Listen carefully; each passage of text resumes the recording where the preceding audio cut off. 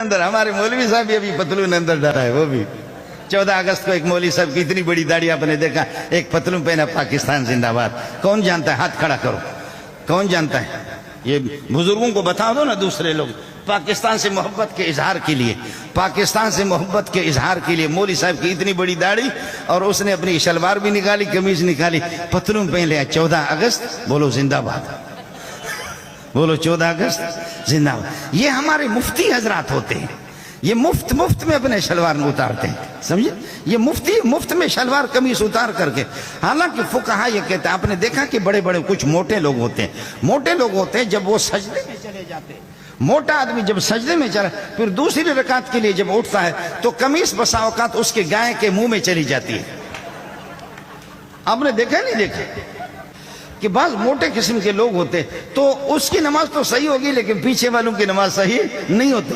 پیچھے والے امام کی قرات کی طرف متوجہ ہو جائے, خدا کی طرف متوجہ ہو جائے, یا اس بھینس کی طرف متوجہ جس نے پوری قمیص کو نگل لی ہے. آپ کو بات سمجھ میں نہیں آئی؟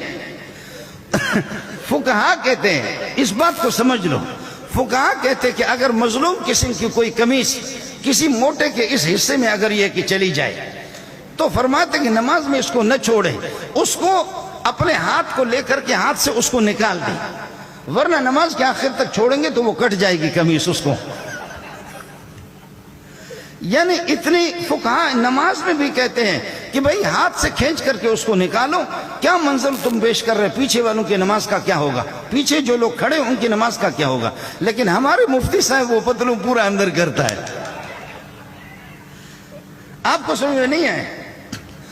انسان ہمیشہ چاہیے کہ میں ایک مولوی ہوں, میں ایک عالم ہوں, میں ایک مفتی ہوں, میرے اقدار کیا ہے, میری عظمت کیا ہے, میرا مقام کیا ہے, میں کس کی جگہ پہ کھڑا ہوں, میری عزت کیا ہے, میری غیرت کا تقاضا کیا ہے. تو دوسروں کو راضی کرنے کے لیے, تو دوسروں کو راضی, ان کو تو راضی کر رہا ہے, اس کی پگڑی کو تو آپ نے ٹھیک ہے, اس کی ٹوپی کو جو کراکلی کی ٹوپی اس کو تو سلام کیا, لیکن شلوار تیرا اپنا پھٹا ہوا تو کون سا کمال ہو گیا.